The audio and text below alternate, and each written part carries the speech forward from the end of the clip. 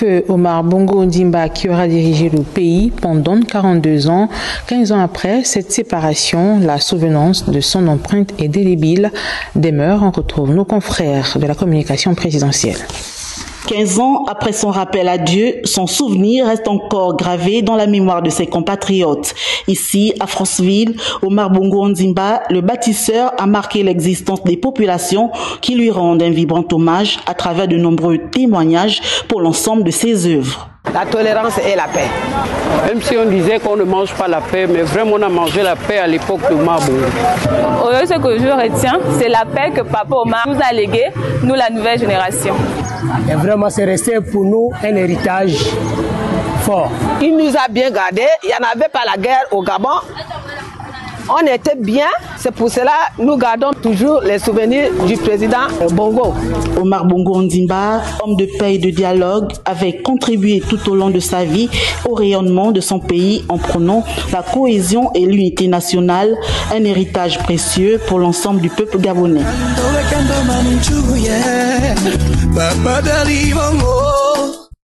Décédé à Barcelone le 8 juin 2009, 15 ans plus tard, la classe politique se souvient de la grandeur qu'a toujours incarné l'homme.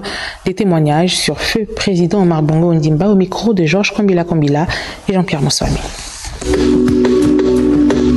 15 ans après le décès du président Omar Bongo Ondimba, la classe politique gabonaise se souvient et fait un témoignage à la dimension de l'homme d'État qu'il était.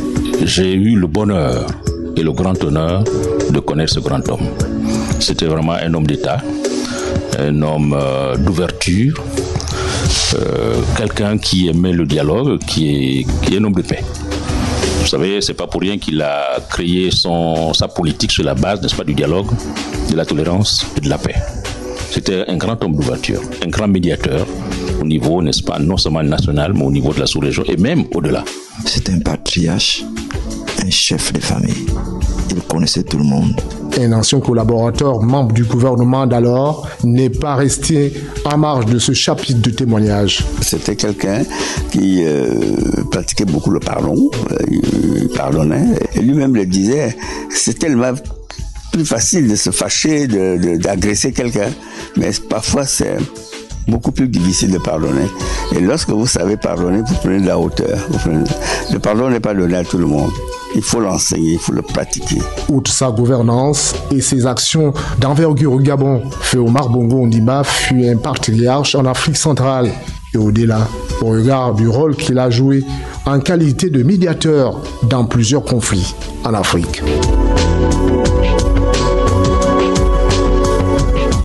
Avec Issa Steve Mefan, allons apprécier les propos des Librevillois qui s'expriment sur ce qu'ils ont retenu de l'ancien président de la République. C'est dans ce micro-trottoir. Un grand homme d'État qui a marqué le continent et le monde entier.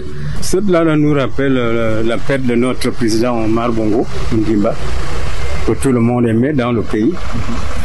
Mais moi, mon souvenir, c'est parce que j'ai travaillé, il m'avait demandé d'aller servir à l'hôtel à Franceville en 72. Et j'étais serveur au Comé Palace. Et ensuite, je suis venu aussi travailler en Bolo pendant 13 ans. On s'est vu ici, il m'a reconnu encore. Oui, c'est ce souvenir que j'ai de lui, quoi. Souvenir, c'est son discours qui nous tenait toujours, c'est-à-dire toujours mettre la paix en avant de toutes choses et rappeler à chaque fois que la jeunesse est sacrée. Nous le portons toujours dans notre cœur. Ouais, c'était un homme vraiment généreux, accueillant, chaleureux. Il était aussi vraiment reconnu dans le monde entier par ses gestes de bonhomme comme il était.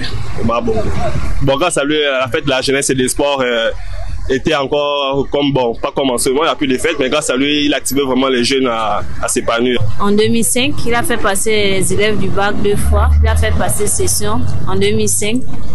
Il a fait passer les étudiants 2 fois, admissibles 2 fois aussi. On aimerait que les choses puissent changer par rapport à ce qu'il a laissé, par rapport au traité. Tout ce qu'ils ont laissé depuis le président Léon Mba, on aimerait que ça change.